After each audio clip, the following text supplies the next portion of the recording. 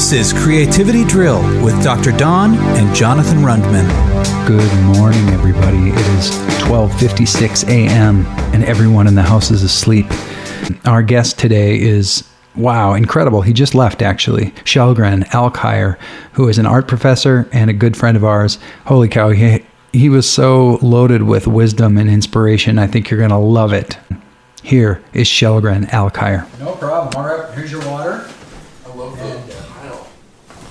You love what? Tile in the bathroom is spectacular. Oh, I know. It's like a time capsule. The mint green and brick red. Awesome. This place is great. Yeah.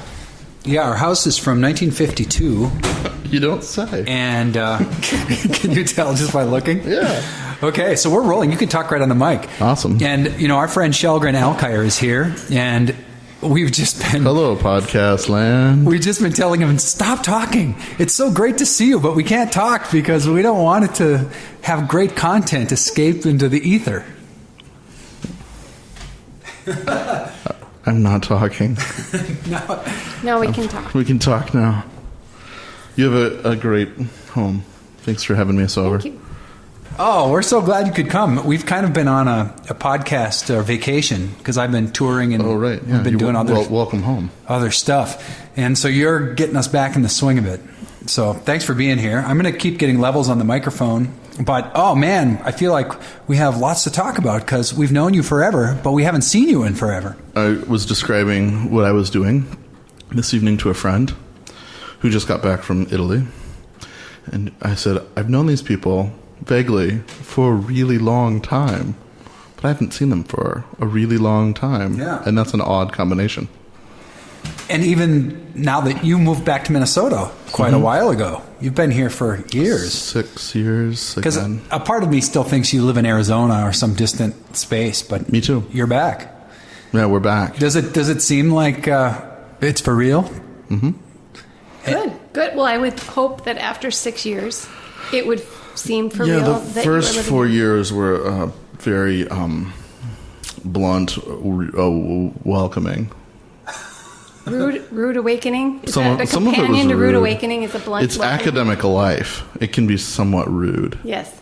It was your first gig as a professor. It was my first do it full time gig. I was working more than full time, and this is an adjunct freeway flyer in Phoenix area.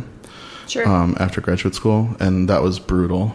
And so moving back 6 years ago, I mean, we never expected to move back to the Twin Cities. Yeah. Literally moved back to the same address, got a job in the summer, called my old landlord, said, hey, we need a place to land.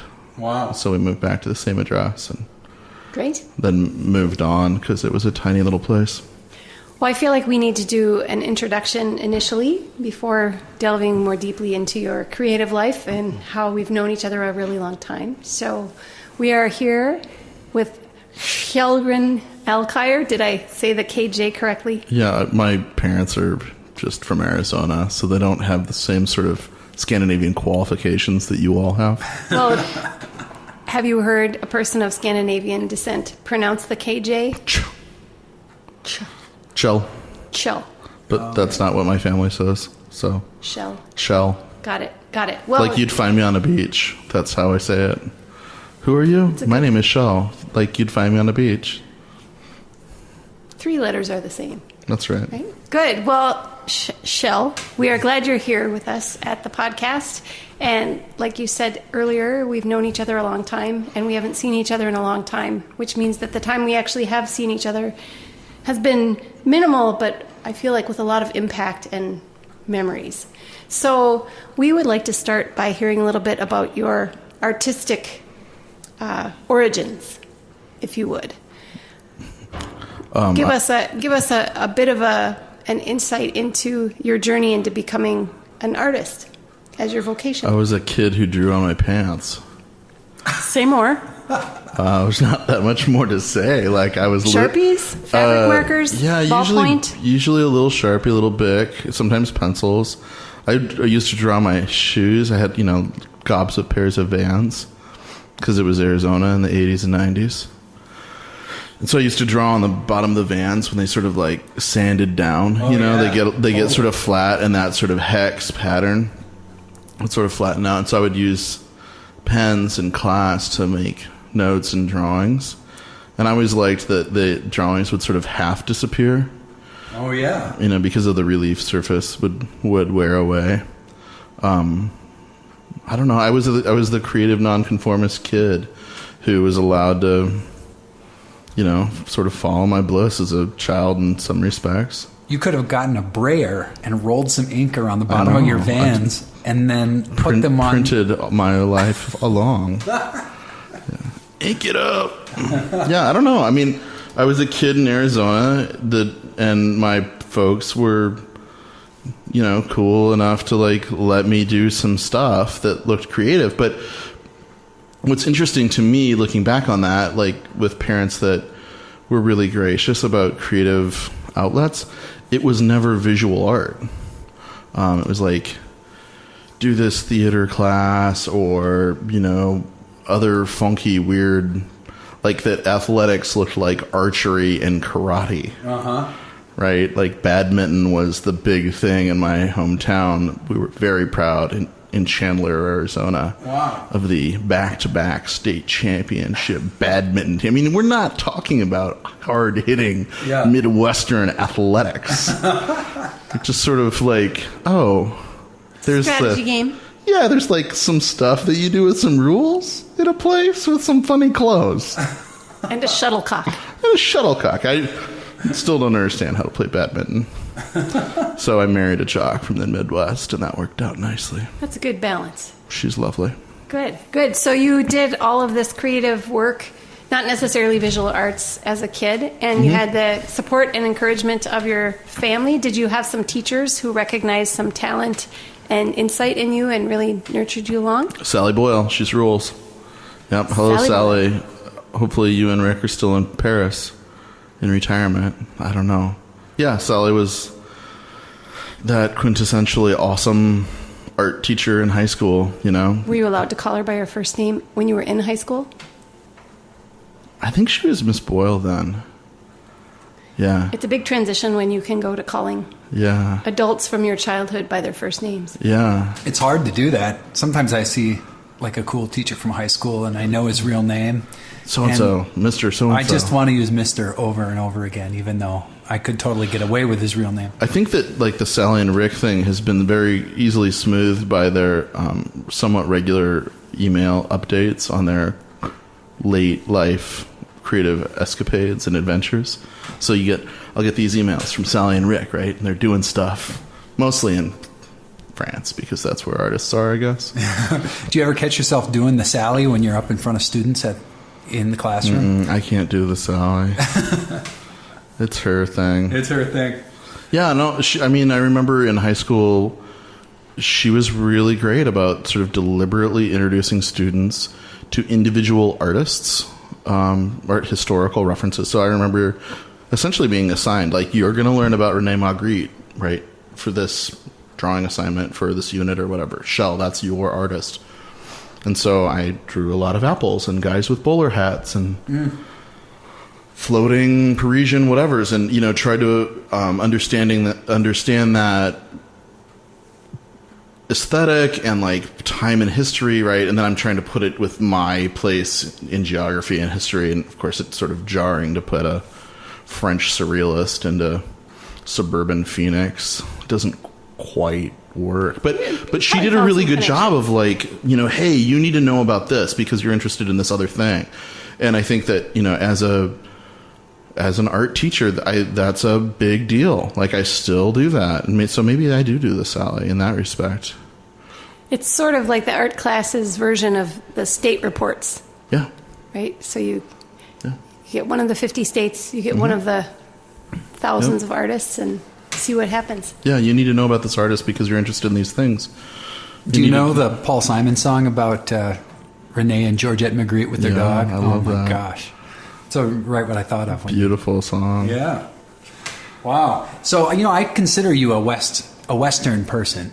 I'm from the West. Because, I'm not from the Midwest. Yeah, and it seems like you identify as a Westerner, even though you've been lurking in the Midwest on and off for a long time. I'm about even Steven now. Yeah. But when I met you in Idaho, up in the mountains. I met you in Oregon. I was thinking about this on the way over. I was like, okay, I think I met him in Idaho, but I'm quite certain. Oh, maybe it was earlier. That you played a gig at Concordia where I was going to school in Portland. Yeah. And Tim Norton hosted that when I was like 18 and naive. Oh, yeah. He's like, oh, you've got to totally listen to this album, and Jonathan just released it. So it was signed. Oh, so we met at Concordia, and then we also connected. Yeah. Then we really hung out. And then we hung out in Idaho that summer. And so I really remember... I mean, you're baked into my mind as a Western dude, and then of course I knew. I'm baked into your mind. But Arizona stuff too. Yeah. What do you think geography has to do with how? Because I totally feel that as an artist and as a songwriter, and so talk about that. What's going on with geography and the creative arts? That's funny. Like your Wherever album. Right, that's probably the one you got when you. Yeah, that was the one. Yeah. That was the release for 90 something, 4 or 5. 94, 95, I guess. It came out in December of 94, so you got it in 95 probably. That would have been my freshman year in college. Yeah. And I was heavy into geography in those days. Yeah, I think the conversations with you, the songs on that record, the things that I was writing and thinking and drawing about in those years, and for probably the decade following, have lots to do with geography. And I think a lot of that is being somebody who is willing to leave home, to go somewhere else, to be not necessarily in a different country, although that is part of what I did in those years, but just being different from the place that you're at. You're right. I think that for me, that feeling a little bit outsidery has a lot to do with geography. Like I come from a really specific place. It has its own literal ecology, right? Like, I come from a place where there's saguaros. Not very many places have saguaros. What's a saguaro? The tall cactus with the arms. Oh, yeah. Right. So that iconic, it's granddaddy. on the state quarter. It is on the state quarter. If I got a tattoo, that might be it, but I just can't quite go there. So, yeah, I don't know. It's I come from a place that's really specific, and then, landing in Oregon compared to Arizona, that's incredibly different weather and different geography, different botany, right? Just like looking out the window is different. It smells different. Totally, yeah. And it rains there a fair amount. But I think there's even a pioneer vibe in the Northwest that may be similar to what you'd find in Arizona. Yeah. It's a Western vibe. Mm-hmm. Yeah. Snap shirts, right? Snap button shirts. I don't have one on tonight, but I was checking. Yeah, no. This is. You don't have your Reverend Roughshod. No. Yeah, he stayed in the closet. Even your eyewear and your wardrobe is a little bit Western, and definitely when you're performing, I hang on to that. Yeah, I think that So my part of the geography and the stuff that I hang on to has a lot to do with family. So my great granddad moved to Arizona before the turn of the 20th century, right? So it's a pretty small group of white people who do that. When Arizona was still a territory. Yeah. So he moved there and started ranching in the 1890s, and then brought his family to join him. And he was a teenager when he first moved there. So I'm a third generation native Arizonan. That's really rare, because most people in Arizona are from someplace else, right? Just like in Seattle or whatever. Right. People move there for jobs because of corporations, not because their family is from there. And so to move to the Midwest, particularly the rural Midwest where I live now, there's echoes of that sort of identity, right? Like my family's not in Arizona much. We've it's slimmed down. There are fewer people with my last name in Phoenix area that are part of our family, and my folks left and I left, and sure, I go to Arizona sometimes, but my connection to it now is essentially because of going to graduate school. I got an MFA at Arizona State. I went to high school essentially in the same town, but the distance between growing up, graduating, leaving at 18 to go to college, and coming back at age 28 for graduate school, that was a substantial decade of change for me, of change for this place that's like rapidly developed, So I think a lot of the artwork that I've made that is about geography, and there's a fair amount of that, has a lot to do with that. What does the landscape do over time? Mm-hmm. What is our connection or our commitment or responsibility to that place? What is stewardship? You mentioned a tattoo that you'd get to the Saguaro. Saguaro. Yeah, I was just talking about this because I don't have a tattoo, and my son and daughter are interested in, not like they want one, but they're kind of fascinated that human beings do body art. Right. And someone was asking me, and was it you, Dawn? Someone asked me if I got a tattoo, what would it be? And I thought about that, and I'm not going to get one. I mean, I don't have a plan to get one, but rather than a word or something man invented, I think I would get the outline of Lake Superior because it's a distinctive shape that's super well known. Everybody recognize it, but it's not like a letter that a human being made up. It's like a naturally occurring shape that is completely distinctive. And that's what a saguaro is too. Like everybody knows what a big cactus with arms looks like. Yeah, right. But it's so much cooler than like a Chinese letter or like a peace sign or, or like dolphin. A dolphin, right. On the ankle. Yeah. Although a dolphin is a naturally occurring shape. So that's not on my ankle. It's not. Wow. So, someday, if something wild happens in the future and you get a saguaro, maybe I'll go with you and get a Lake Superior. I'll be sure to text you and let you know that I'm not doing that. Yeah, I don't know. It's funny. Like it's for somebody who's like really interested in drawing and graphics. Like I have so many colleagues that are just like full sleeves, right? Like from their mandible to their wrist, like it's like full on graphic stuff. Yes, that's right. Mm-hmm. Oh man, could we have a podcast about tattoos and body art? Totally. Holy cow! I'm not your guy. I don't know that much. I don't. You don't have any, right? Neither do we. I'm free and clear. I'm just lumpy. Three lumpy people with no body art talking about body art. I've got both of you guys covered in the lump factor. Well, let me ask you if one of the reasons you haven't inked is because you know how your own art and your own creativity has evolved, changed images and themes that maybe were from 5, 10, 15 years ago. Those don't resonate with you anymore. And so for me, the idea of something being with you forever, I feel like, well, what if that changed or that sort of thing? So talk about that a bit. Yeah, well, walking in the home here, I walked by old art of mine. You guys have a couple of prints that I made years ago, which is awesome. Didn't you give those to us in exchange for something? They were like I think so. We made some sort of deal with you. I make deals all the time. I don't remember them all. I don't remember what the deal was. No, maybe you did something for Dawn at work or something. I probably said, "Hey, you gave me a print of like a dark sky that said what." Oh yes, it's got yellowish like letters. What are you willing to give up? Mm-hmm. I think that's hanging in our sauna downstairs. Yeah. Oh, nice. Yeah. That's a perfect thing for a sauna. Uh-huh. You have to make sacrifices to be involved in that kind of sweating. That's awesome. Yeah, I don't know. I walked past those things and I was thinking, and I was talking about how old that is. And I think I don't know. I don't have any moral, objection to getting a tattoo. Sure, I just don't think that I am stable enough about what I'd want to put. I remember being in my adolescence and thinking, oh yeah, I'll get it, but I'm going to wait till I'm 21 so that I've got, time to consider it. Right. Yeah. Well, and then I blew past that mark. So apparently we're not doing it. Yeah. Well, what about old art that you see? Do you, because I know in the music business, so many songwriters just disown their entire early catalog.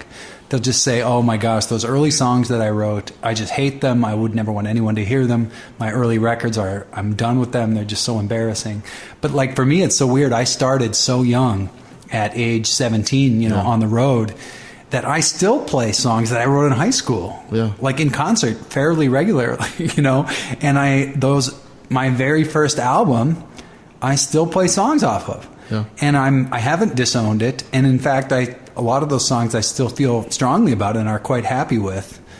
Although what I've noticed is, as time goes on, is they're harder to play because in those days I had such grandiose visions of the songs that I wrote these complicated arrangements that were that I would need a well-rehearsed band of 5 people in order to play them, and I'm up there alone and I can't do it. So I have a lot of songs that just can't be played. You can't be 5 people at one time? No, I can't. I've got to, and so over the years, because of necessity, my songs have gotten a lot more streamlined. And you need a really fine accordion player. That's what you need. I know. Yes, totally. And a percussionist. But as far as my old work, I kind of for whatever reason, I'm okay with it, and I still do it. So how about you? Do you? Yeah, I mean, I have mixed feelings about work that I made a long time ago. Could you, just so our listeners know, could you identify some of your artistic trajectory and mediums you've worked in and performance arts and big projects, and give us a little history? Sure. Oh, I'd just like to say that I was browsing your website today, and I love how you're so deliberate about saying you're kind of not going to pick a medium. Yeah. That's part of your not going to pick a medium. You said you're agnostic. I sure did. I love that. So talk about that. Yeah. How you started out. I think a lot of that is I went to a lovely little liberal arts Lutheran goodness where the standard within Artland for an undergraduate degree wasn't available, right? I got a bachelor's of art instead of a bachelor's of fine art, which a lot of my colleagues and peers in graduate school, they got a BFA, which means that they specialized. They took a lot of classes in a particular area, and I didn't do that. That's not the education that I got.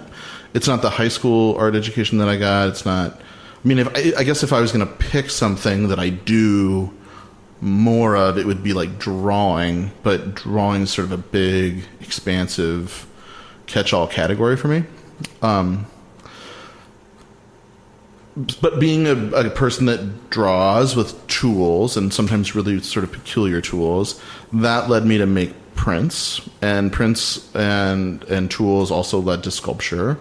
And those things were almost always related to language and place and persona, and those things led to performance art, which, is sort of this murky territory for most people, but it has a pretty specific place within the history of fine art, late 20th century fine art. And I think music is still really important to me. I was the kid that played in bands and had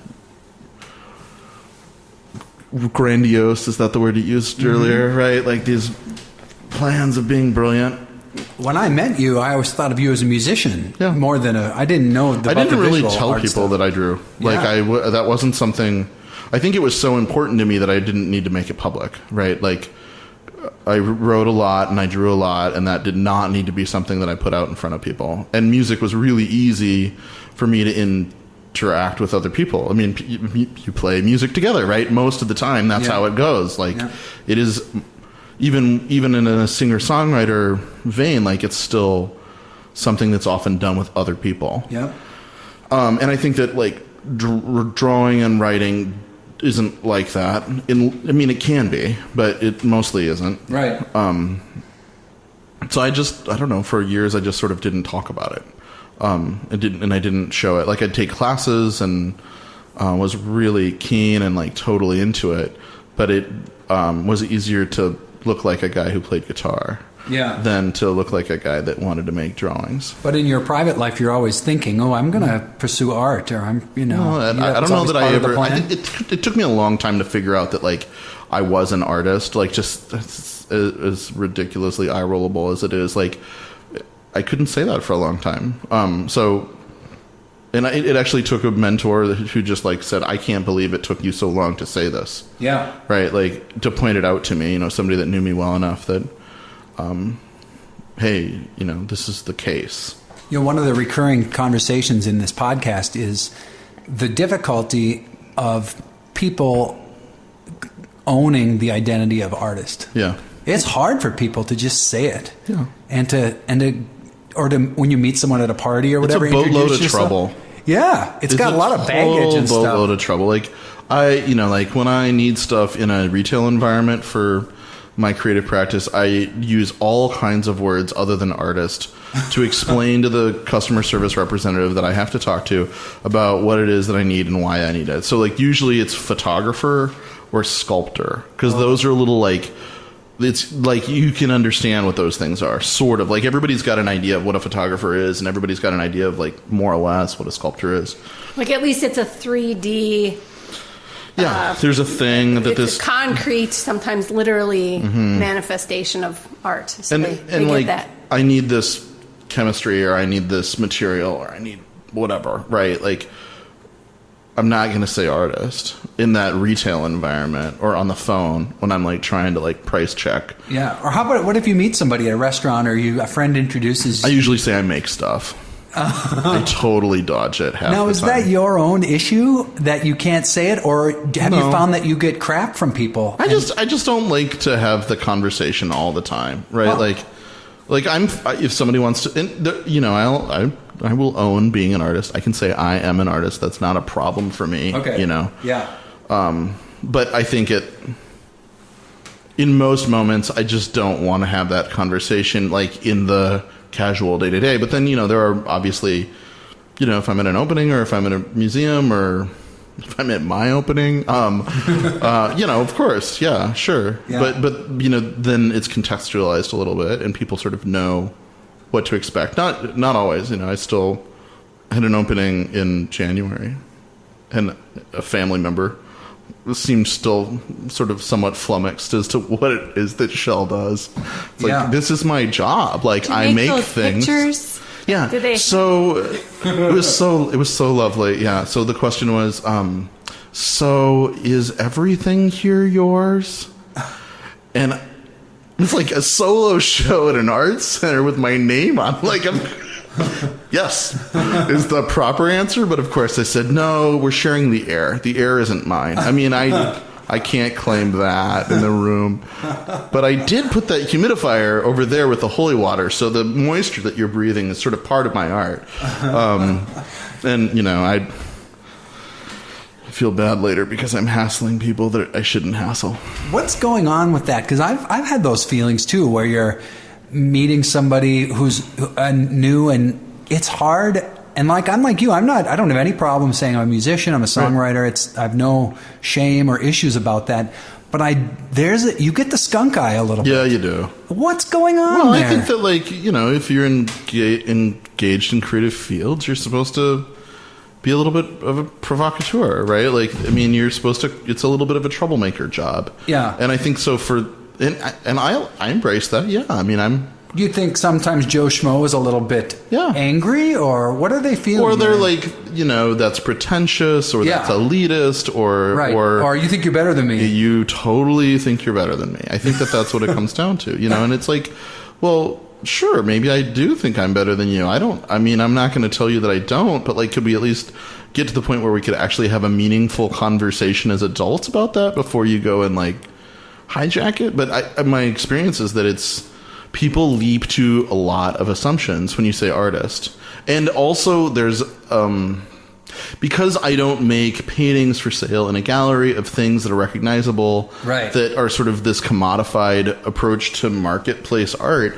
then like, I also don't want to talk about that. Like, that's another like, I don't know. And then I don't want to say things like I'm a conceptual sculptor. Like, that's also stupid sounding in my head. So yeah, I mean, there's sort of, it's sort of a cul-de-sac, right? There's not really a way to continue the conversation in a meaningful fashion. Yeah, and some of your art is it's in the moment art. Like, it happens there in that moment with who's ever watching, and then when it's over, it's over. Yeah. There's no recording, there's no book, there's no album version. It's sometimes there's photographs, sometimes there's audio or video, but but the performance art stuff can kind of is there for that moment. It's ephemeral, right? So and it's like ephemeral. life. Yeah, that's a good vocabulary. And I think, I really like that. I like that, we go through life and we experience special moments, and those can be constructed. Do you ever feel like you're living a dream, like either your vocational dream or creative dream, or maybe even the dream of other people, because it's so weird to be an artist. It's weird to do your job. It's weird to do my job, but your job is even a little bit more ephemeral than mine is.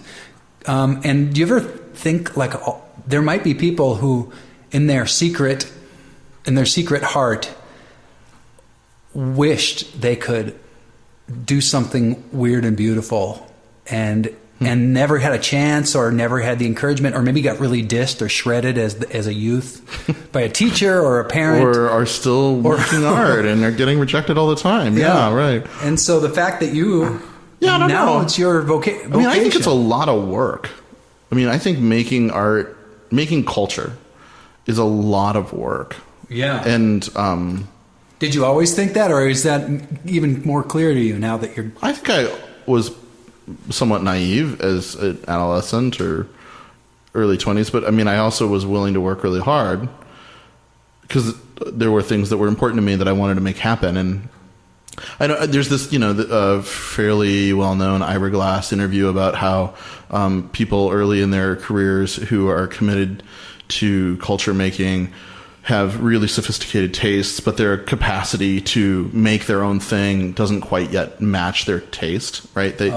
And so the trick then is to like just keep going, right?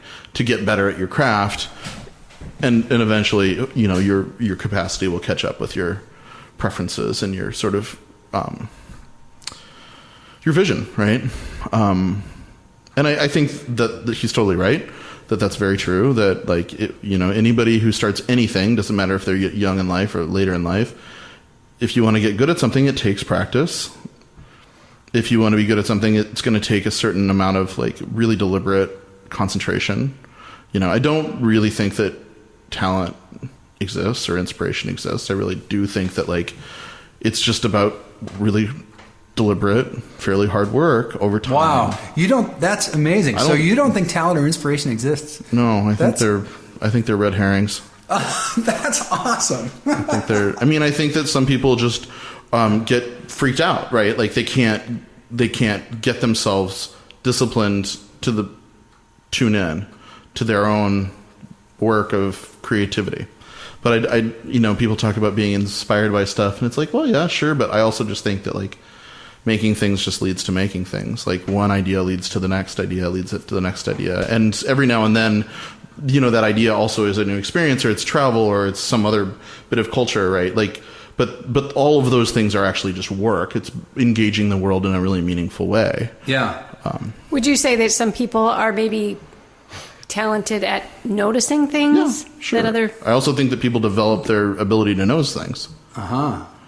Yeah. Well, and you also seem to be kind of a go-getter. Like, you're kind of a hustler. Sure, that's work. Yeah, and that's how I identify totally. Like, I'm a hustler. Yeah. Like, I want to play. I want people to hear my songs, and I'm gonna send emails and hang posters and hustle. That's like my thing. And I got to ask people for the opportunities. Yeah. Sometimes they fall out of the blue, but mostly it's like, tactful, intentional contact. That feels really encouraging to me because I'm resonating with what you're saying, and I had experiences in recent years in my own artistic life where I was in a community or a vibe that was anti-hustle, and about like true art has no hustle. Yeah, well, and I maybe, but I don't know how you pay bills with that. Yeah.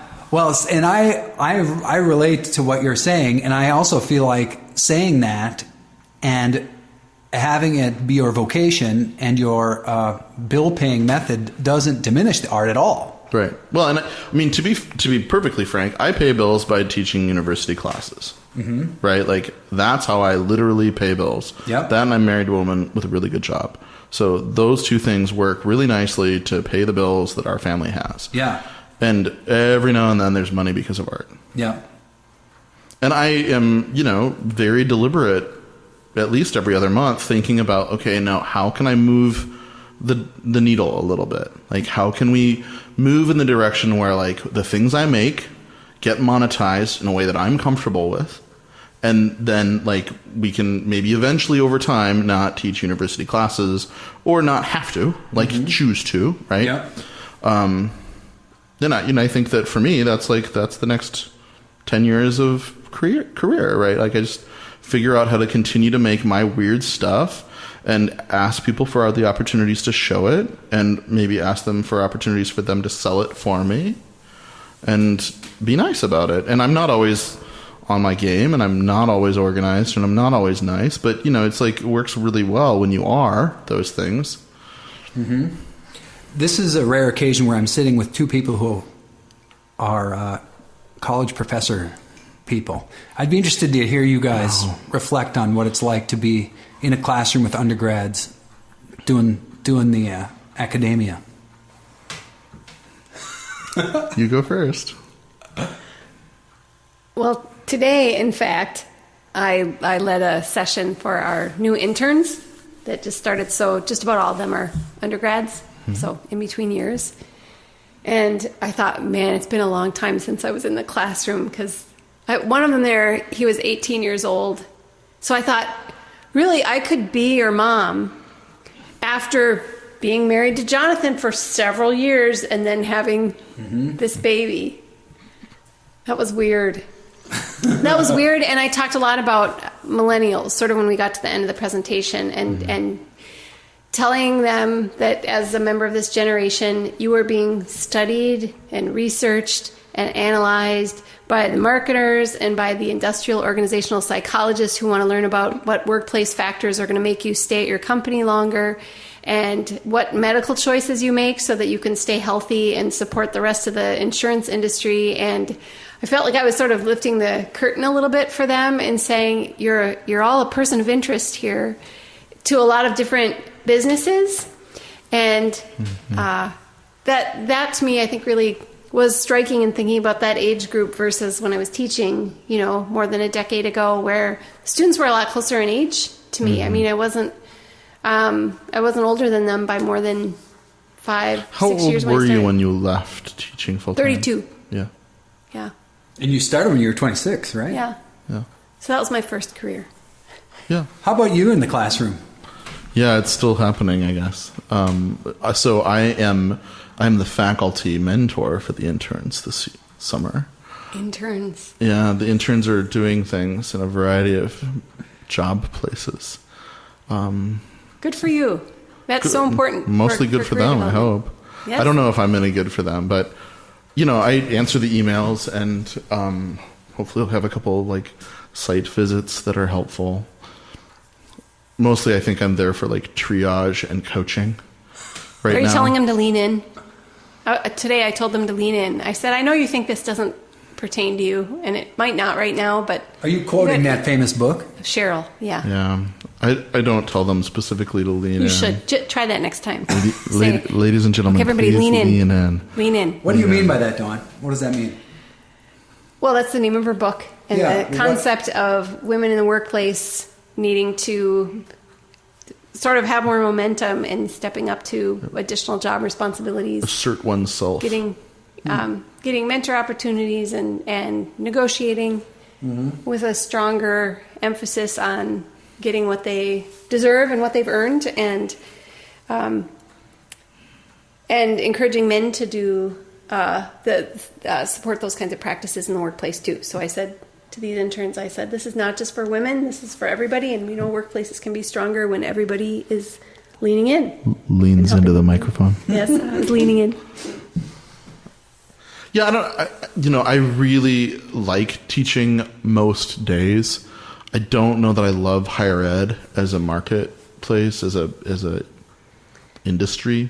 I think my experiences in universities have been really mixed. Some incredibly positive, amazing moments, great colleagues, terrific students, mind-bogglingly terrific learning. Right?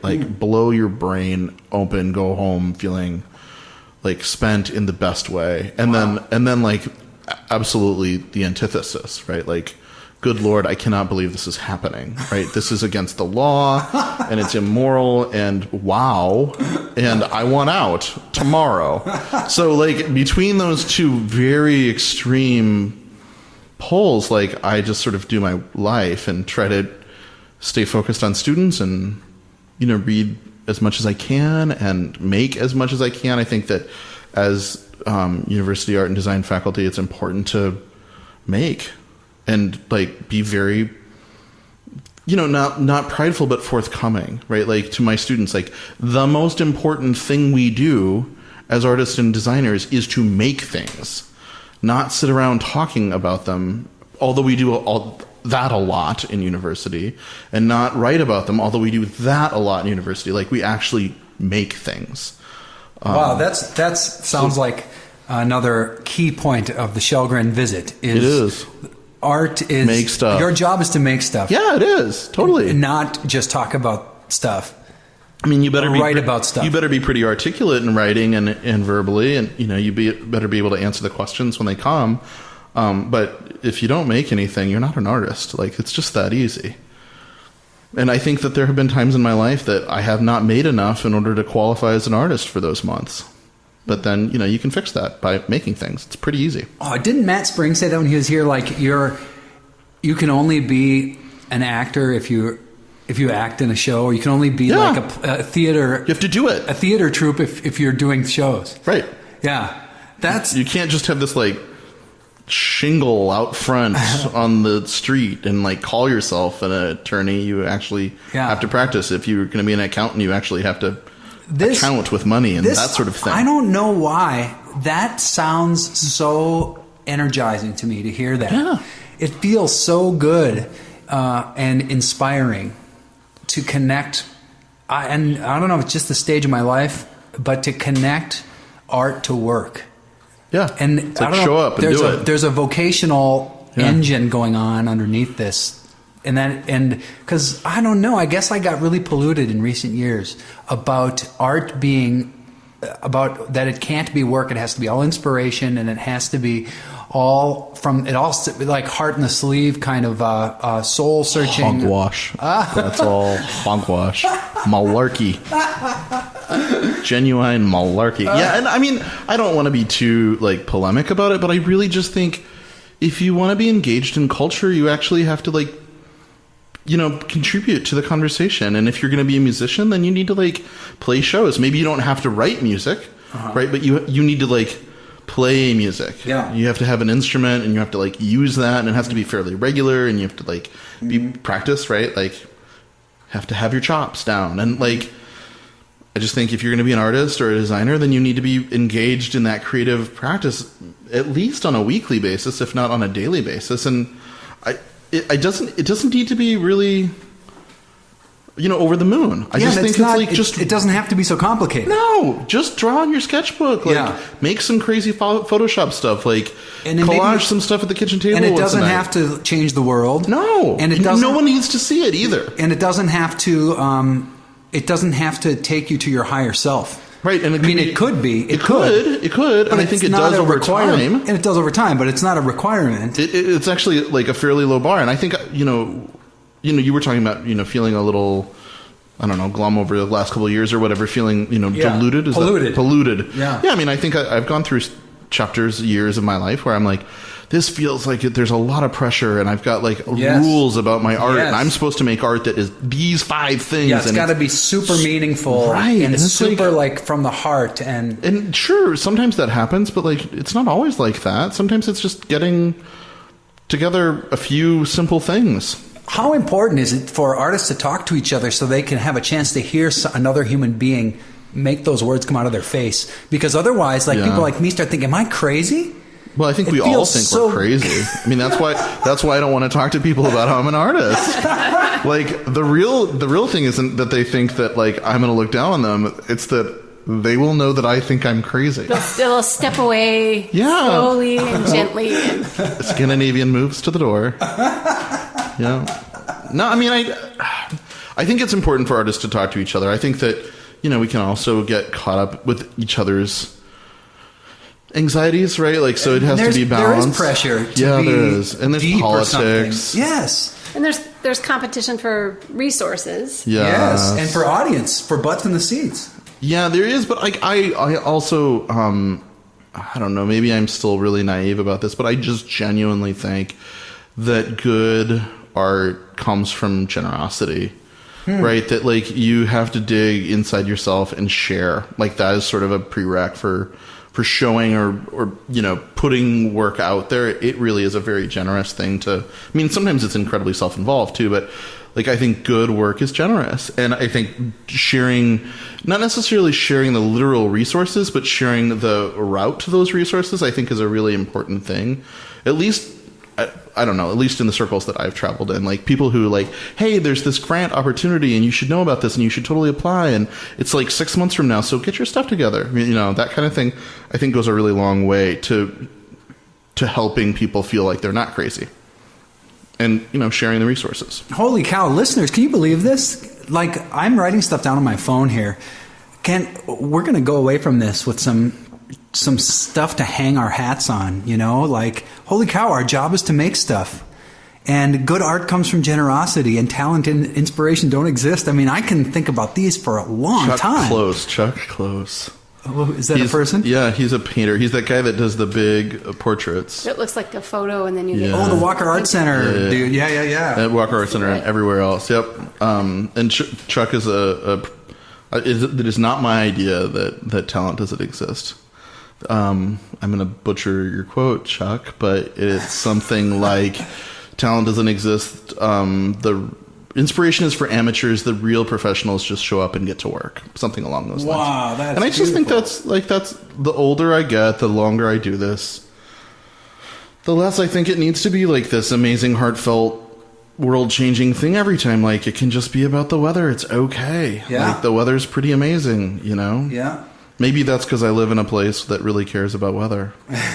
But So you're in front of class students now, undergrads, old teenagers, basically, right? And late 20-year-olds sometimes. And sometimes non-traditional students, right? Coming back for some other degree later in life. But what's hard for art students? Are there humps they have to get over? Are there certain concepts about art itself that are really hard for regular people to get their heads around? Yeah, so for the last 6 years, I've taught both art and design. And on balance, more design than art, right? So a lot of digital stuff, a lot of classes for students who are studying graphic design. They're going to go get a job in an industry agency or, you know, a firm or whatever, and they're going to work for clients. Like that's their stated sort of academic program of study.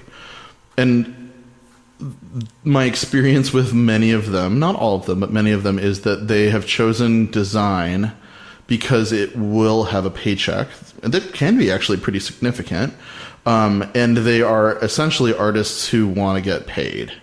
Or they have parents that recognize that they have children that are artists, but they want them to be paid. And so a lot of the hump that I deal with in the classroom is the tension between I'm a creative person who loves to draw or loves color or loves type or loves computers, right? Like lots of just creative computer science mojo. Like I don't have to explain to people how to pull WordPress apart. Like they just do it, which is amazing. And so they're just naturally creative, a little bit self-starter kind of personalities, sometimes, you know, non-conformist, non-traditional, hipster, indie rock, goodness, whatever, right? And so, like, one of the great things about teaching art and design is, like, there's all this music, there's all this fashion, there's all of this, like, identity conversation, right? And so I've had, you know, I just turned 39, I've had, like, 20 amazing years in higher ed as a student and as, like, grad student and faculty or whatever, basically like with just a free IV of good music, right? Like, hey, what do you guys love? And sometimes their tastes are terrible. Sorry, students. But, you know, mostly I've got like a few really cool conversations. And this year I had like some of the best conversations about rap and hip hop. It was just like amazing. You know, I had a few really committed, really eager students. And so those kinds of things to me are all indicators of like people who are creative. Right? They're just like naturally curious, inquisitive, want to make a statement. Sometimes they want to change the world. Sometimes they're a little bit shy about it. But it's this like package called art students that everybody sort of has the cliches around. Right. But like ultimately they're trying to get these jobs in industry. And some of them are actually much more like advertising marketing minds. They're the business side of the conversation. And those ones are really easy to get the jobs for, but they don't necessarily get the really amazing portfolios all the time. They're they're organized, they're go-getters. I tell them to do X, Y, and Z, and they've already got Q, R, and S in order as well, right? So it's a mix in those classrooms, and I just had the pleasure of being a sabbatical fill for the lead design faculty at Winona State this year. So he got to travel the world and do amazing research, and I hunkered down with these seniors and was like, okay, we're going to graduate in T-minus X weeks, right? And they were an amazing group. It was a total joy to work with those sort of 16 to 20, depending on how you count who graduates when. But I think the hump that they're all trying to get over is that they have chosen this creative major. And everyone tells them more or less the truth, that it's really hard. Like, that it's hard to make a life as a creative. It can be a joy, but making a living can be really difficult. And even just navigating the cultural geography of like art, design, advertising, it's tough. And there's a lot of people that are like in line, right, already, that they have to sort of get behind in the human resource supply chain, and they have to put in their years in these like dopey jobs that don't pay very well. Meanwhile, their colleagues are smart enough to study engineering or medicine or whatever, and they're getting paid significantly better, right? And it's a little bit heartbreaking to me to think like we have these amazing creative problem solvers, and we're just like not preparing them as a society. We're not empowering them. We're not asking them to lean in, right? We're basically saying like, well, you're artists, so we're not really going to give you a salary that's real, right? You've got this amazing take on the world that we really fundamentally don't value enough. But if you could just fix all the medicine problems, we'd totally, throw lots of money at you. So it's faculty, like that's the tension, right? Like they're trying to get over their stuff, but then the reality of the marketplace of being a millennial trying to start a career that has a salary that can actually like pay back those student loans and maybe get some rent and some car payment and some groceries and maybe a vacation. Like you guys have done it for years. It's challenging. You and Dawn are right next to each other in the art students' career path, actually, because your students are graduating and getting jobs at Augsburg Fortress, but Dawn is the editor of, so, I mean, you're surrounded by millennials who are artists and animators and designers, more so than ever before in your career. And those student loans are, wow. Yeah. Like I have moral objection to the fact that I'm at all involved. Like I try not to think about that so I can sleep. Do you think that for artists today, young artists today who are starting to develop their voice, their style, their point of view, do you think that because it's so easy for them to publish their art instantly or even before a piece is done, say, oh, this is what I'm working at, and get feedback and sort of put it out there in the world versus back in the old days where you'd get your collection, you'd have a show. Like, what do you think that's doing for this generation of people who do consider themselves stuff makers?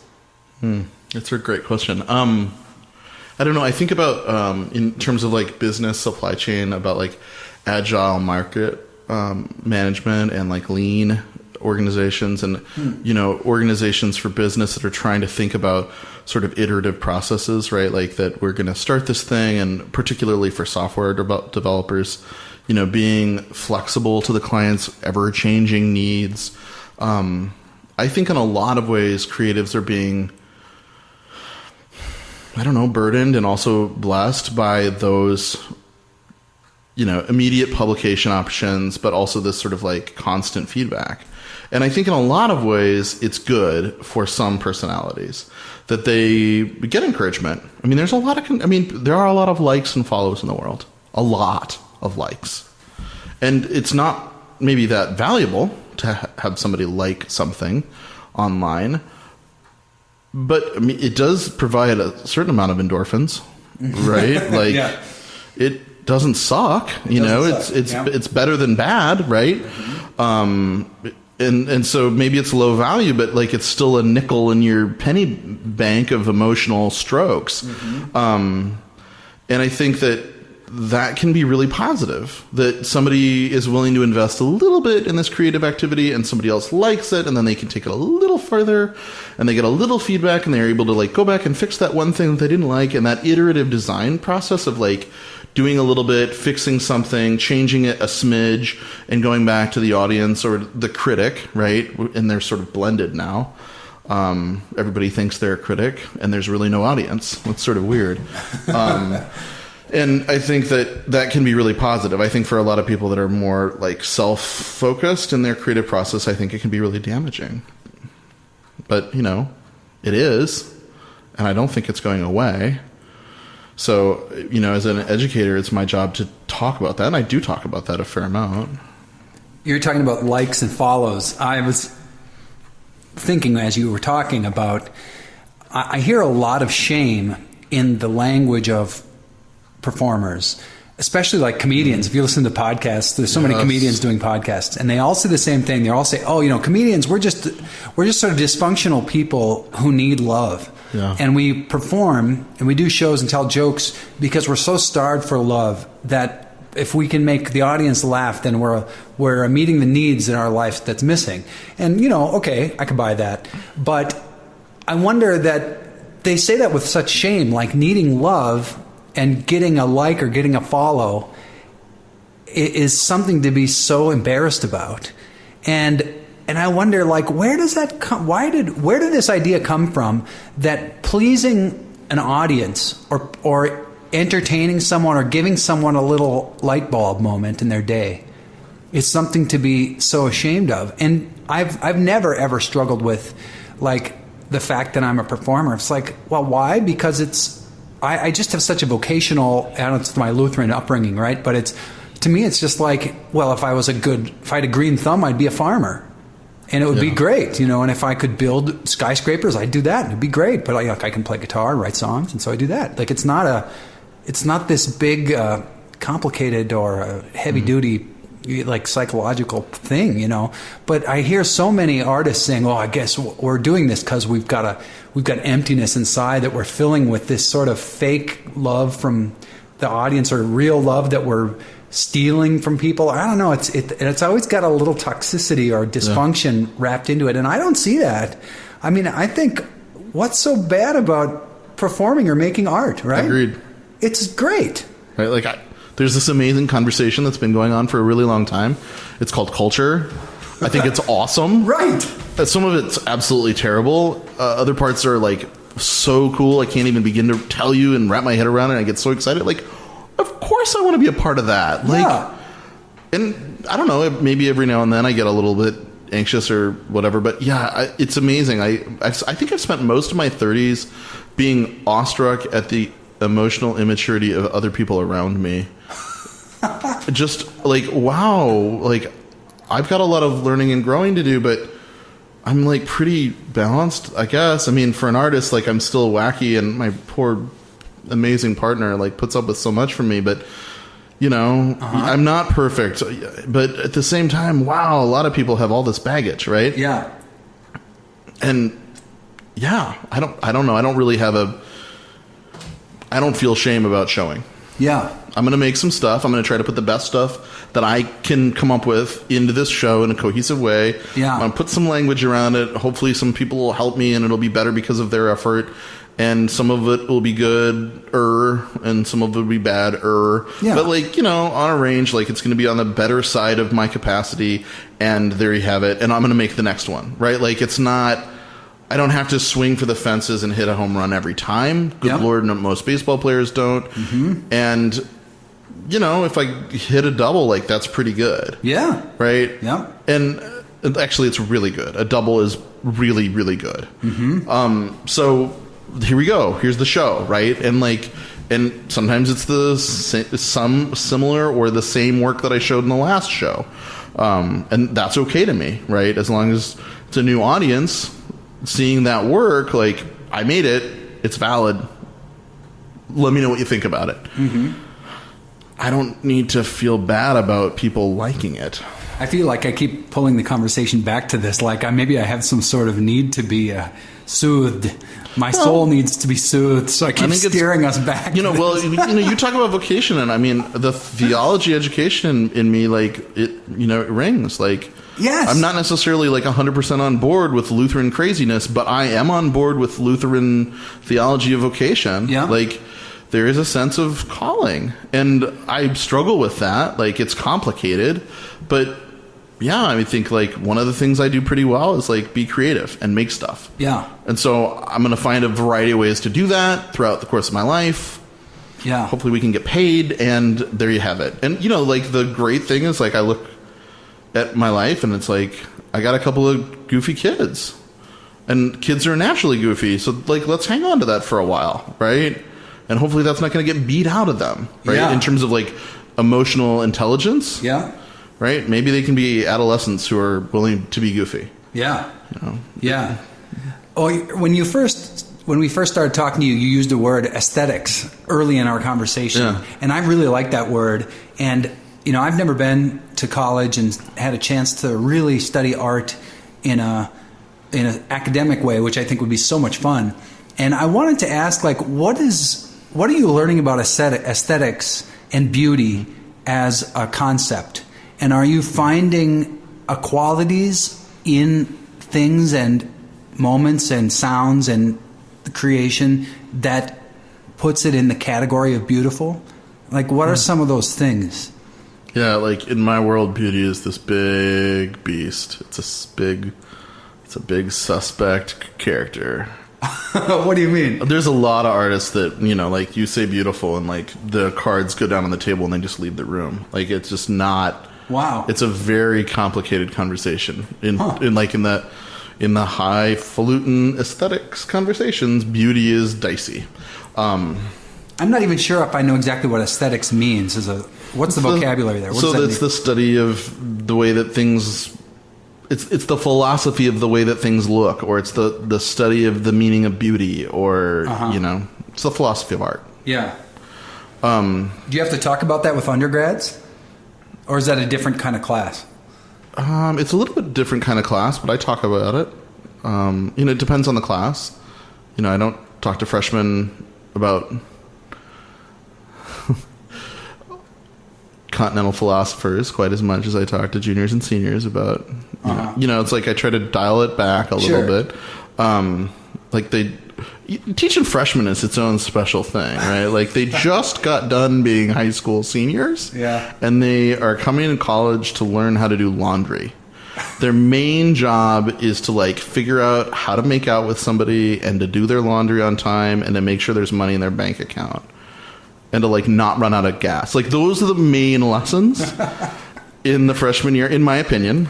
And then like my job is to provide a curricular distraction for that real learning.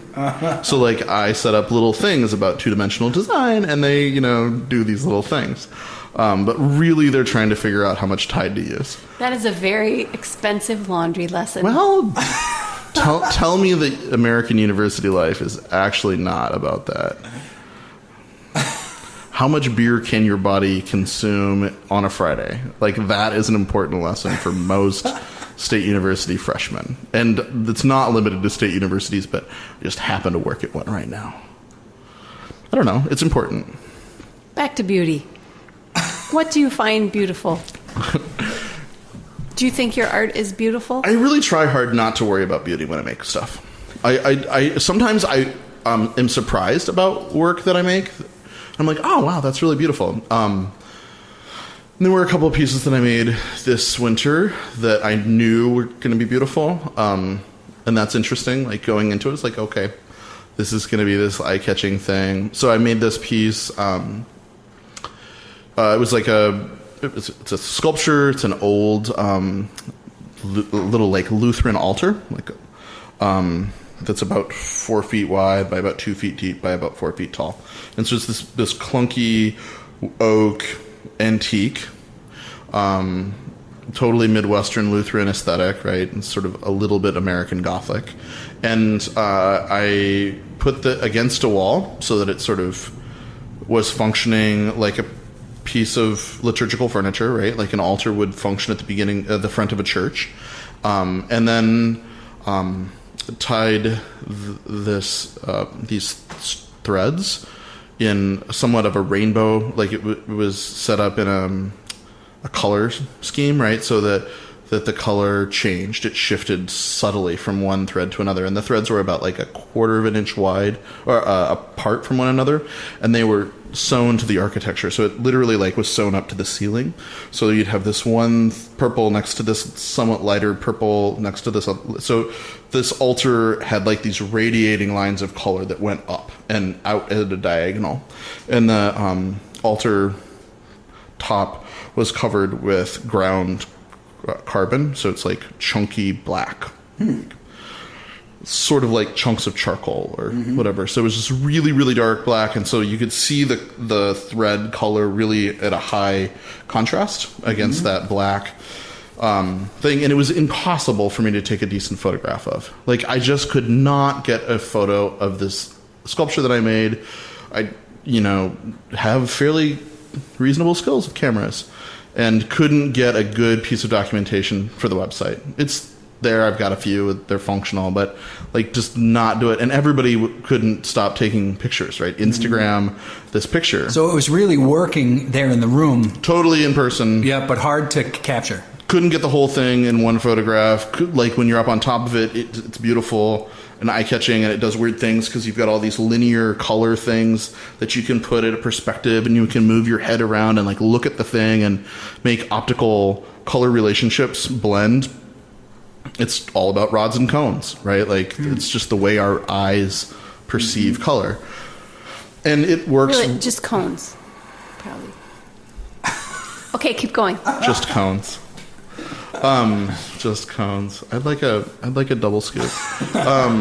So anyway, that I knew that would be beautiful. I knew that would be eye-catching. I knew that the color relationships would, be compelling visually. And there's a piece that I've been working on in the studio for, I don't know, probably 2 years now, and it will probably take me another 2 years to finish it. But there are a bunch of tree stump shapes that are silver. And there's an audio component to this thing, but I suspect that will have another similar, like, whoa, that's really beautiful. And I guess I don't really find that like bad. Like, I don't shy away from it. Okay, great, it's going to be beautiful, but it's also not necessarily like a thing to shoot for, because beauty does a few really great things. It's like a tool in the toolbox, but so does horror, right? Like ugliness also is an important, powerful tool as a designer or an artist. Like, I want to be able to attract people to the work. I also think that it's important to like repel people and turn them off and freak them out. Yeah. I think a horror movie is horror is an interesting genre, right? Because it's like we're oddly compelled by it. Yeah. You see all that gore and you're like, I don't know what to do. I want to look at it. We all watch the cars on the side of the road that have wrecked, and we all know what those things mean, but we are compelled to look at those things too for different reasons. Yeah. I think in recent years in my work, I've been chasing beauty deliberately, like making choices to make things more beautiful. Yep. And I had a chance to do that more effectively than ever before. I started when I was playing Finnish folk music. Yeah. Yep. Because I had a chance all of a sudden to play music that was inherently gorgeous. Yep. Just within the melody lines themselves. That they lovely melodies. Yeah, they were just undeniably beautiful. And then when you can play them beautifully with beautiful instruments, with a lot of feeling and heart, all of a sudden it was the first time in my career that I was really caught up in sort of an ecstasy of beauty. Yeah. Because before I had never, my work has never been that beautiful. So I had this chance to do that, and I felt like in the most recent solo album that I made, which I'm supporting now and spending a lot of time with, I felt like I really wanted to make choices, even to make a pop album that had beauty. I think pop is essentially beautiful. Like most pop goes out of its way to be beautiful. Yeah, right. And if not beautiful, then pretty.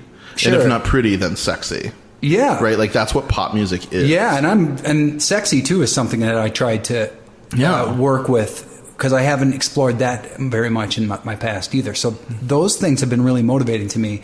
But then I forget, that there's value too into deliberately making choices to offend, or to push, or to kind of freak people out. And I remember when I went to your rodeo performance art piece, that was pretty provocative stuff. There was some death and gore and stuff going on in there that, and I know I'm friends with you, and I know where you're coming from, so I have no reason to be afraid of you or anything. But even in those moments, I had discomfort there, and I remember thinking, "Wow, Shell is deliberately poking at me here," and it was, it was really. That was a challenging thing. It was awesome, but I wasn't used to that kind of stuff. Yeah, I think. I guess. Maybe this goes back to being the agnostic about media. I just think, like, as an artist, if I'm really going to be committed to the whole of making contemporary visual art, I need to be very willing or comfortable with the range, if not adept with the range of options, right? Like, I need to be able to understand how blue and red work, and I need to understand how beauty and death are related, and I need to understand how gore and death are related, right? Like, it's just like there are a lot of tools, and they're complicated, and they intermix. Like, you can use lots of different tools, and you can pull from things. And I teach a lot of classes where it's like, all right, students, I'm going to give a lecture today about line, right? What is line? We're going to talk about lines, and that sounds ridiculous. But then when you really think about what a middle C does, like, it does a thing. You have to understand what a middle C sounds like. Yeah. You have to understand what, like, a black line does on the outside of the contour, right? Yeah. So I just think beauty's a very complicated tool, but it's just a tool. Like, it's a tool, just like horror is a tool, just like, sexy is a tool. Like, these are emotional responses that culture can elicit. That's it. Yeah. Do you want that response or not? As an artist, you have to know. And sometimes I don't know and have to play with it for a while, right? Like, I experiment in the studio and see what happens, and what does this do? What does this do? What does this? But, like, when you're in public, I think it's the job of the artist, whether or not you want to say it out loud, you have to be fairly confident inside, like, that you know more or less what the work is going to do, right? That the mature professional understands that this thing is after this reaction, or it's talking about this content, right? And I think a lot of the challenge for me for the last 20 years is getting to the point where I am actually confident, where it's not just like some happy accident that I'm stumbling over somebody's responding, oh, that's really cool, they like my art. Well, I want them to like it. I also want them to feel these ways. Wow. They can also feel other ways that I'm not going to be able to control, but I want them to feel these kinds of things. Yeah. I don't know if that makes any sense, but I think about it a lot. This conversation feels like a luxury to me, because think of, like, everybody has lines in their toolbox, and middle C and sexiness. Like, everybody in the world, we're using these tools every day. All the time, and nobody ever sits down to talk about it. We hear songs, and we use our pencils, and we look at letters, and we put our clothes on in the morning, and we comb our hair, and life is busy. Like, we have to clean the bathroom and feed the baby and all that stuff. So to have a chance to sit babies down, are exhausting. They'll kick your butt. So to step back from the baby and the bathroom and the cooking and the shopping, and to talk to a human being about lines and sexiness and middle C and rock and roll, and wow, that's crazy. Yeah. Just think, Shell, you get paid to, like, I know. It's a total privilege to make art. It's amazing. It's total. I mean, even on the worst days, I just think, wow, this is pretty incredible, right? Yeah. Like, it's nuts. My father-in-law and mother-in-law are organic dairy farmers, and they are astonishingly amazing people. They are the definition of faithful. And they've done this really hard work for a really long time and are nearing retirement, and I had the pleasure of, like, being up close and personal and as they've moved towards retirement. And it's amazing to me how different my father-in-law and I are. Oh, yeah.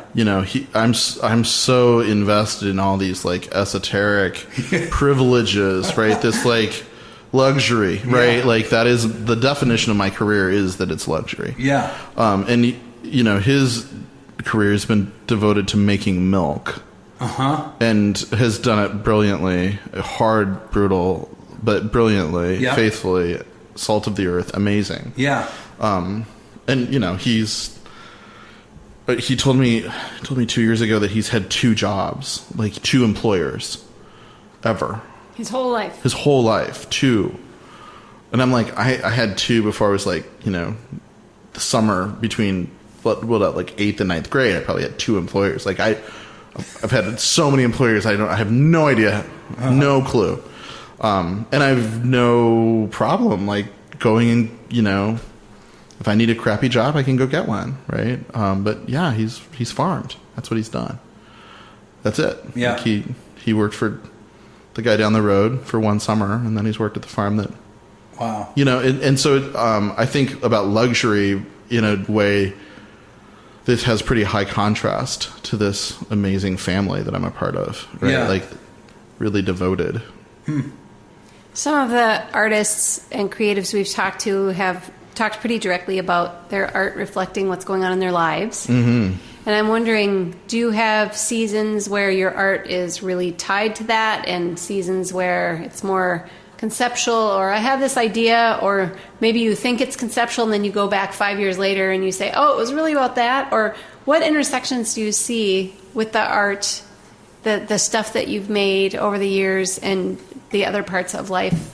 Like being a husband and a father and a son and a son-in-law. I don't think that my art has never not been tied to my life. I mean, I think artists make art about their life, and some of them are. I don't know. I'm not going to speak for all artists, but I think that that's part of it. That like you get up in the morning and you have a baby to feed or laundry to do or work to get off to or whatever, right? And I make art about that stuff, and it's not always that direct or representational, right? It's not like it. My art doesn't look like going to work, although maybe I should make a video about my commute.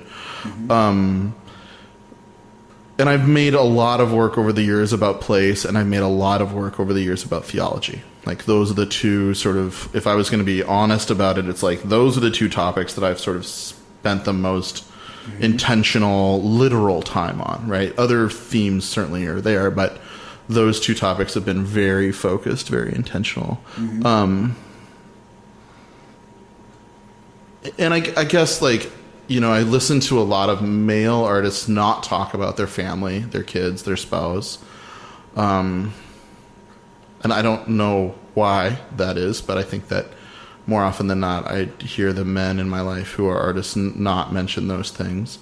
And I don't know that, I mean, I make art about my kids. Like, I think, the reason I'm interested in color is because my life has been filled with color in the last 8 years. Like, there's just plastic color everywhere. Yeah. It's like I step on those stupid Legos in the middle of the night and it hurts. But I know that thing is like a bright color. Yeah. It's guaranteed. Yeah. And the bins, right, that come with being a parent, there's all these bins, these plastic containers for everything, right? It's just like, I had bins before, but now there's a proliferation of plastic bins. And I just, I think about that kind of thing a lot. So, the color thread that I was talking about before, is definitely a relationship there. And I made a lot of work that was much more quiet in its color relationship before I had kids. And then kids showed up, and then suddenly, like, wow, I'm thinking about color a lot more.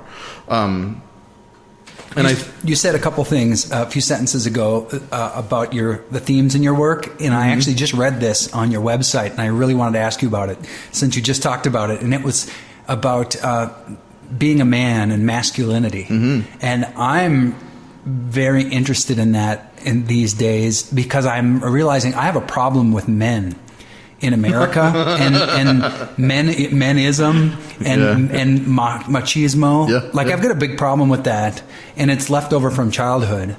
And I feel like a lot of my life has been in rebellion against masculinity, dudeness. Yeah, I've got a problem with dudes.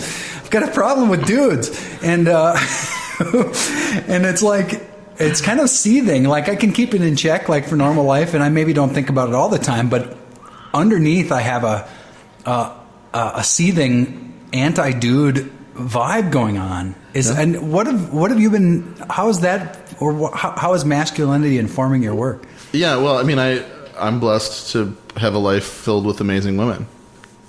Like I always have been. Like the women in my life are amazing, and I've got a mixed bag with men. Mm-hmm. Right? There are not that many women in my life that I don't think are amazing, that are like close to me. Like my sister, my wife, my mother-in-law, my mother, my grandmother, my daughter, my mother. There's this list of amazing women. Yeah. Genuinely tremendous. Yeah. And I've had some really amazing men in my life. My dad's lovely, but he's complicated. My grandfather was totally broken. I don't know. Men are weird. Like men are sort of a train wreck, I think. And like and don't you think like in American culture, it's not good. Well, I guess as a dad, I get tired of the TV shows about the bumbling idiot dad. Right? There's this like stereotype of like the dad who doesn't know diddly. And like my wife is beyond amazing. Like I can't possibly keep up with her. She's really excellent. And so I just desperately like try to keep going, right? And like keep up with this rock star that I'm married to. But, and she comes from a long line of rock star women. Like I just don't know how they do it. Like whatever, they do it.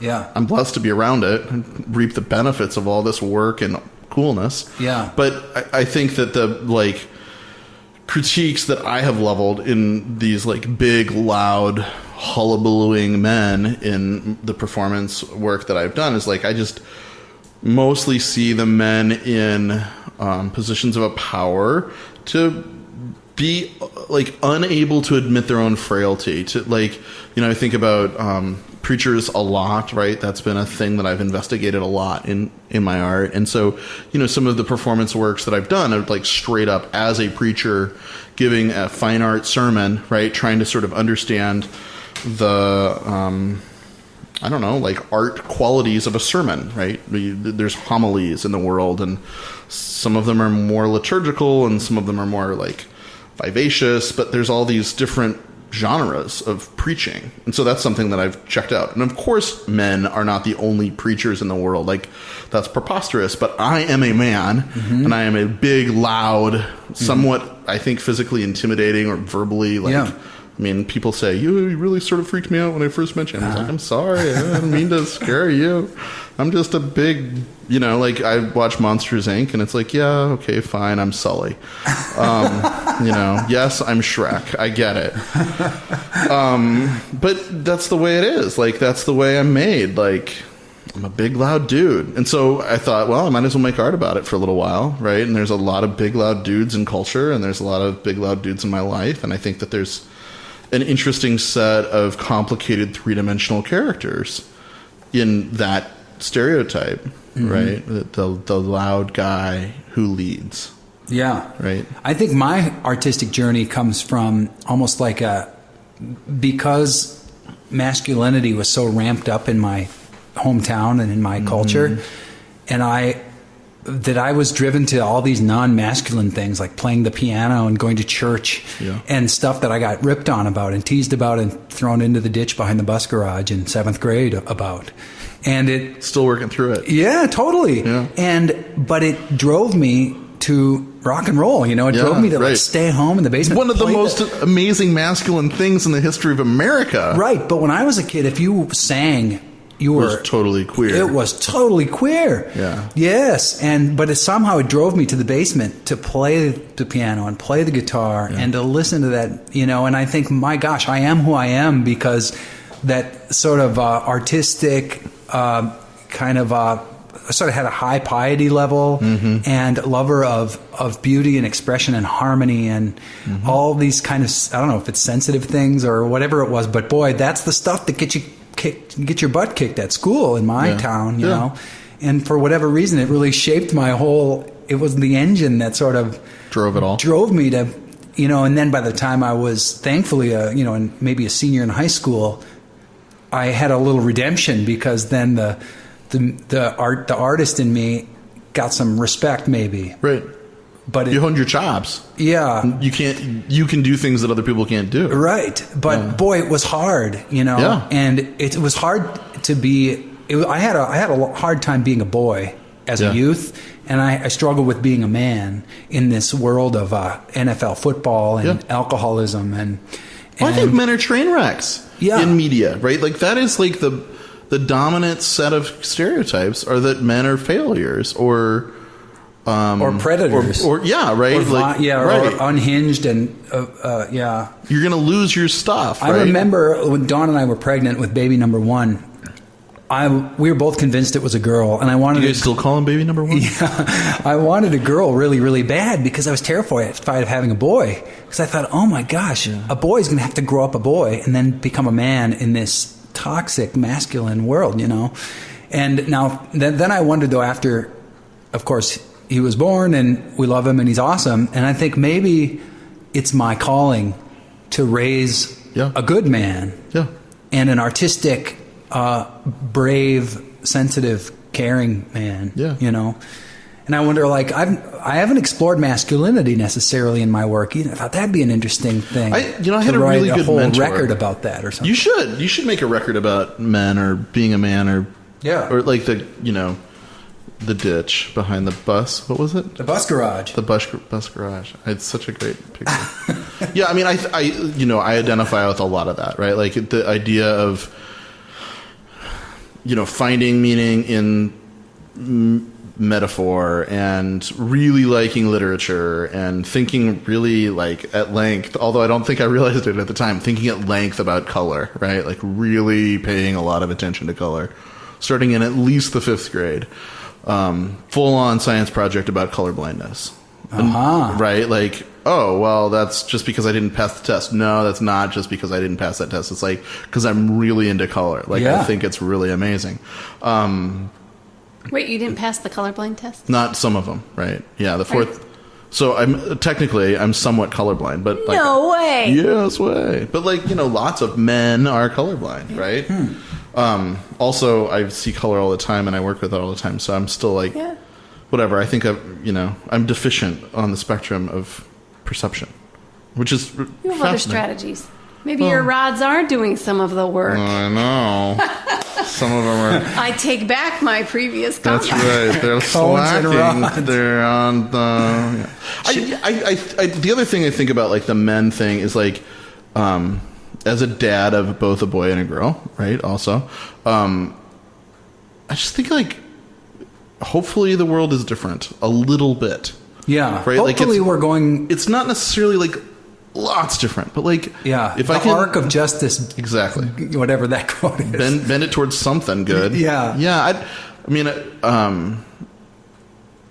I kiss my son and my daughter, right? Like I make sure that they're loved, and make sure that they are happy and they've got weird, cool things to play with, and I just don't. Maybe it's just like I'm just old enough to just be like, if you don't like the way I do it, well then. Don't talk to me about it. Like I don't need critique from people that are not my family about how to raise my children. Yeah. Right? There's plenty of people in the world that want to tell parents how to parent. Yeah. I don't need a line. I don't need a list. There's enough difficulty in just being a parent and trying to, be in a partnership with somebody who knows what they're doing to like get it together. And I do think often about like, what's my son going to be like? Is he going to have to like figure it out? We live in a relatively small, community, and like, how is that going to work for him? Well, who knows? But his dad's going to be the local weirdo. Yeah, that's the way it's going to be. Yeah. I want to ask you 2 questions, and then Dawn's going to wrap it up with a question. And the first question is, since I have known you for a long time, and you were just talking a little while ago about how you said your first impression is sometimes a little much for people just meeting you. Yeah, right. My memories of you, and I've always loved being with you and think it's really fun, but my memories of you are often that you're kind of a grumpy guy. Yeah, I'm a Swede. And I don't know, but today, now, we haven't seen each other for a while, but you don't seem too grumpy. Do you think you're less grumpy? I took the right pills before I came. No, I don't know. Yeah, the grumpy thing is that's a whole nother podcast, right? grumpy and art. The depression that comes with being an artist. Mm-hmm. That's and the chicken and egg. I mean, is it which direction does it go? Right.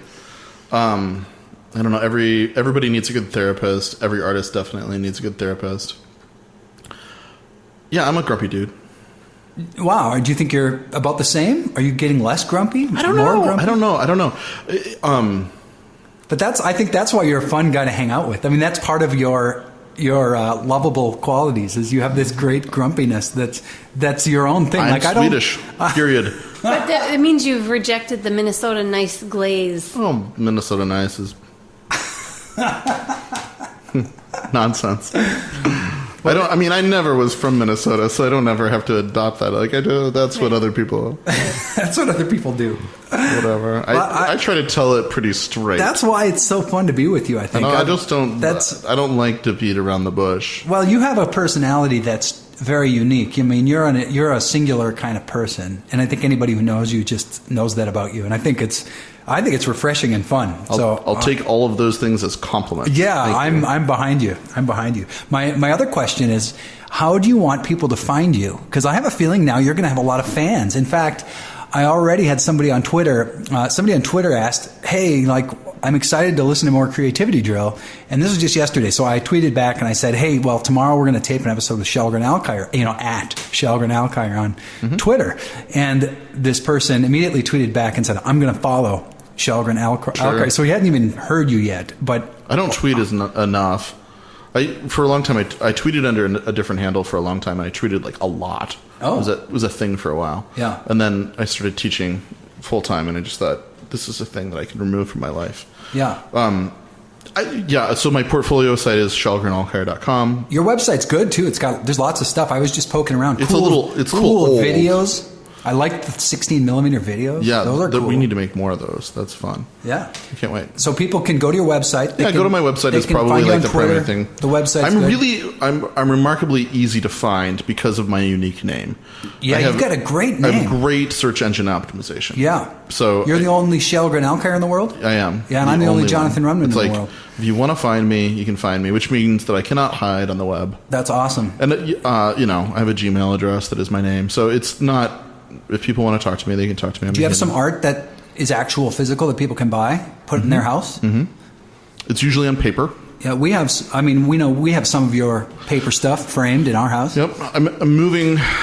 This summer is a big shift for us. We're gonna buy a home, and it comes with a big barn, and so that barn becomes the studio. It's a dream come true. Nice. So when you were talking about the old catalog, right? I've been sort of going through all these boxes of old work, and it's like, do I burn it? Do I hang on to it? What do I do with it? It's a lot of stuff. If it's absolutely too big to keep, you could. Wouldn't that be cool to have a ceremonial burning? I would love to do it on Lake Pepin when it's frozen. Oh, that would be awesome in the wintertime. I don't know if the DNR will let me, but we'll talk to the boys down at the lodge. Laura Ingalls Lake? Yeah, it is. That's where we live. Wow. Yeah. The spirit of We're gonna be like trees. a block and a half from looking at the lake. If we get the back end of the house built right, we may be able to see the lake from the bedroom. It'll be really cool. Wow. We'll see. Cool. All right. Well, everybody find Kjellgren online. His website's great. His Twitter feed may reinvigorate. Who knows? And I don't know. People could even invite you to come and talk, right? Sure. You could come and do performance art in someone's town. I do that. Yeah, you hit the road sometimes. We did a gig in, where were we? San Antonio together. Yep. That was a long time ago. That was 09 or something. 2006. Or 6. Yeah. 6. But Kjellgren hits the road. You should book him. He would blow your town's mind. Show. You would have fun. Show. Yes. I think everybody should book Kjellgren. Here's my question. What would you tell kindergarten Shell? Keep laughing at Mrs. Brimhall's jokes. Excellent. Thanks, Shell. Thanks for listening, everybody. Thanks, Shell. Good night. Creativity.